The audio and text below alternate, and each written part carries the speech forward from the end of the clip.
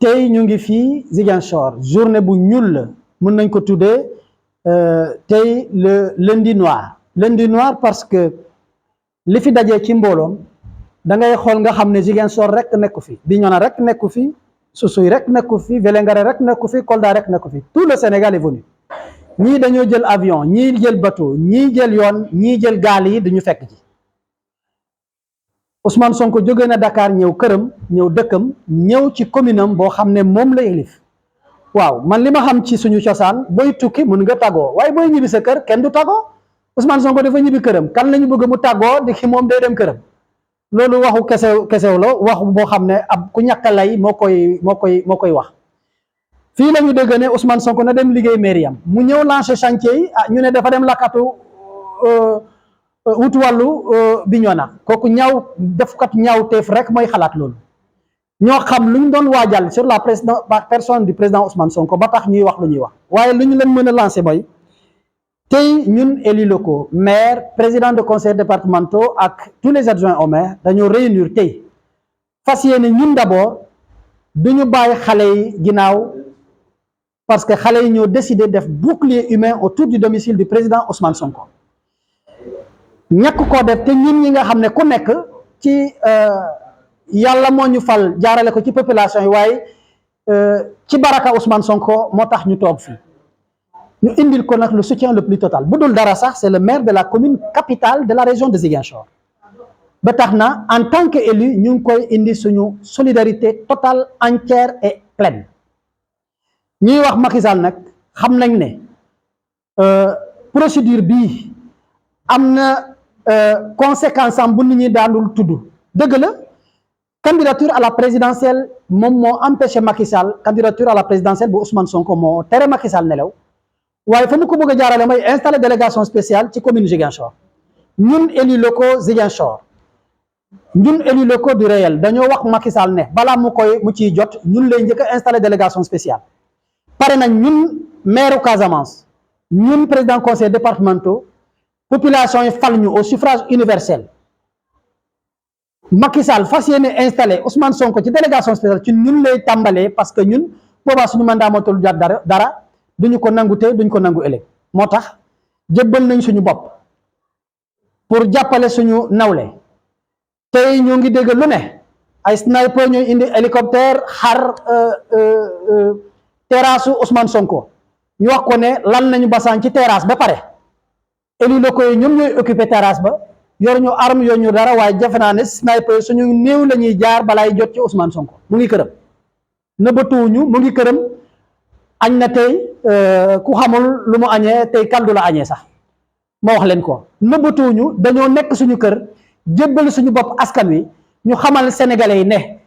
dee benn yoon la li lay rey boo ko ragalee day fekk jotu la bu la jotee moom mooy torox ci ragal parce que yow weesu nga ba pare kon dee benn yoon la te ñu duñu bàyyi les jeunes aujourd'hui armés di leen matraquer ñun ñi nga xam ne xale yi ñoo ñu fal xale yi utuñu benn domba tànk ñun ñuy taxaw di jaay ñun on est président on est contre non nous sommes chez Ousmane Sonko on sera chez Ousmane Sonko et on ne quittera pas on n'a pas besoin d'autorisation pour venir voir le maire de Ziguinchor soxloo ñu autorisation moo tax ñëpp teew ñëpp dajaloo fa nag man dama ñëwal sa bopp indi ma mbooloo ki ma fa dajeel nag xëy na boppam la indi ñu comprendre ko noonu waaye li ma gën a yéeme mooy xale yi nga xam ne ñu nekk hôpital ñun en tant que élu il faut ñu dox pour bañ lu tubaab waxee non assistance à personne en danger ma faj kenn ku ci nekk ku gaañu fii ku am gaañ-gaañ wareef la ci man waaye ma dem fekk bu ñuy lamb suñu poste pour fay da ngay boo yéex nga fekk benn patriote génnee fay du opération nu mu cher a cher fay nañ ko ñuy gërëm patriote yooyu qui sont dans l'anonymat te doo fa fekk benn tur ñuy artu nag policiers yi dem ci hôpitaux yi di xaar ci buntu yi pour jàpp xale yi faju foofu médecins yi di bañ parce qu'ils sont sous le serment d'Hippocrate wax leen ne leen da ngeen di xaar ba ñu faj suñu malade ba pare tant que parew ñu faj bi suñu malade la amoo leen ci droit ñuy artu balaa jëy di am nañu bàyyi di fekk xale yi feebar yi am gaañ-gaañ ci hôpitaux yi ñu leen di faj bëgg leen fi teg loxo trop c'est trop bëgguñu li weesu amaat ci Casamance parce que ñun jàmm rek la ñu xam gis nga ku ñamul lu dul jàmm doo xam lu jàmm di saf ñun ñam nañ lu dul jàmm xam nañ lan mooy jàmm xam nañ valeur jàmm ñun jàmm rek lañ bëgg jàmm la ñuy saxal fii la ñuy opposé wu ci yoon yi ci rue yi kenn demul benn toolu kenn fii la ñuy opposé wu fii lañ koy defee avec la voie de la résistance qui est une voie démocratique une voie constitutionnelle Macky Sall du ñu def loolu lu ñu bëggut a def fu mu bëgg a yóbbu Sénégal moo ko fay yóbbu boppam waaye boppam rek a fi des. Ici à Ziguinchor, où nous sommes tous réunis, nous, citoyens d'abord, ensuite nous, élus locaux, les maires, les présidents de conseils départementaux et les adjoints au maire, venus massivement soutenir le président Ousmane Sonko. Mais également nous, les leaders nationaux, qui sont passés tout à l'heure faire le point de presse, mais également les femmes, les hommes, les personnes du troisième âge. Toutes personnes confondues ici à Ziguinchor, c'est le Sénégal qui est là. Pour magnifier notre soutien au président Ousmane Sonko, c'est inédit. Inédit parce que une pluie de lacrymogènes est en train de tomber sur la ville de Ziguinchor qui est déjà autoproclamée ville morte. Aucune ruelle fonctionnelle, aucun véhicule qui circule, aucune Jakarta ne circule dans la ville de Ziguinchor. La raison est unique. Ils veulent mettre la main sur le président Ousmane Sonko. Le peuple s'est érigé en bouclier humain pour protéger le président Ousmane Sonko à son domicile. Depuis 7 heures du matin, depuis avant-hier, et depuis le matin, quand les échauffourées ont commencé, la gendarmerie et la police sont en train de faire le pied de grue pour nous arracher notre cher aimé maire, le président Ousmane Sonko, qui est en train d'élaborer ses chantiers. Beaucoup de blessés notés, mais la particularité de cette fois-ci, c'est que nous, en tant qu'élus, pour éviter ce qu'on appelle la non-assistance à personne en danger, nous avons convenu de faire le tour des hôpitaux et des dispensaires. Le fait inédit est que partout où on passe, on rencontre des blessés graves, des blessés moins graves, mais quand on commence, à peine qu'on commence à chercher un petit billet dans la poche pour venir en secours, on nous dit que quelqu'un est déjà passé régler la facture. Les gens sont dans un élan de solidarité extraordinaire